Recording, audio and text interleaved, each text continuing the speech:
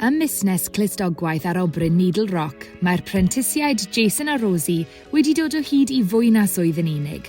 Maen nhw wedi darganfod llwybr gyrfa sy'n rhoi boddhad, amgylchedd cefnogol a ffrindiau gydol oes. Ymunodd Jason a Needle Rock ar leoliad 2 blynedd yn ôl. Iddo raddio o'r brifysgol yn 2020, roedd cyfleoedd gwaith yn Bryn. Pan ddaeth y lleoliad gwaith i ben, cynigiodd Ali Wright perchennog Needle Rock Prentisiaeth i Jason.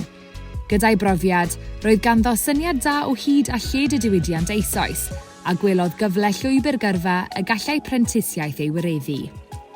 Mae Rosie wedi bod yn rhan o dîm Needle Rock ers 4 blynedd.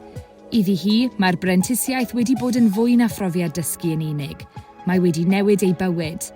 Mae cyfnod Rosie yn Needle Rock wedi ei helpu hi i ddod allan o'i chragen ac wedi rhoi hwb i'w hyder. Mae'r brentisiaeth wedi newid ei hagwedd ar fywyd hefyd. Pam ddechreuodd, roedd hi'n cadw ati hun yn aml, ond nawr mae hi'n mynd i'r gweithdy bob dydd gyda Gwen. Ac mae hi wedi dod o hyd i fwy na gyrfa. Mae ganddi ffrind gorau yn Jason hefyd.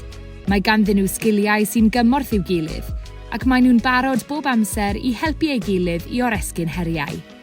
Wrth edrych tua'r dyfodol, mae Jason yn gobeithio redeg y busnes gyda Rosie, sy'n tystio i'r cwlwm cryf maen nhw wedi'i greu drwy eu prentisiaeth. I Jason a Rosie, mae dysgu gan weithiwr proffesiynol cymwys fel Ali wedi bod yn amrysiadwy. Mae'r cyfle i ennill arian wrth ennill sgiliau newydd a sefydlu gyrfa wedi gwneud eu prentisiaeth yn Needle Rock yn brofiad y bydden nhw'n ei argymell heb os. Fel y mae Jason a Rosie wedi gweld, mae prentisiaethau'n agor drysau i gyfleoedd na fyddai llawer yn ei hystyried o reidrwydd. Ac yn Needle Rock, mae y prentisiaeth wedi darparu dysgu ymarferol, profiad gwerthfawr a'r cyfle i ennill wrth ddysgu, i gyd mewn amgylchedd cefnogol ac ysbrydoledig.